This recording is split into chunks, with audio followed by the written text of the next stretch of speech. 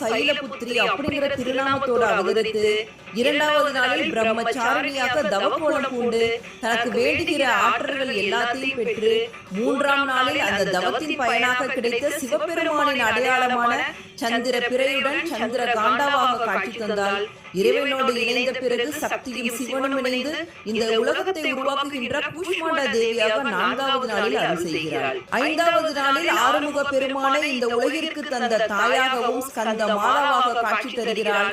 ஆறாவது நாளில் காத்தியாயன் முனிவருக்கு மகளாகவும் பிறந்து காத்தியாயினியாக காட்சி தருகிறாள். அசுரர்களை சம்ஹாரம் செய்வதற்காக கோபம் கொண்டு ஏழாவது நாளில் மகா காளியாக காலராத்திரி என்ற திருநாமத்தோடு அருள் செய்கிறாள். அசுர சம்ஹாரம் எல்லாம் முடிந்து அன்னையை குளிர்வித்து மகா கௌரியாக அழகிய ரூபத்தில் தூய்மையின் பிம்பமாக நமக்கு காட்சி தருகிறாள்.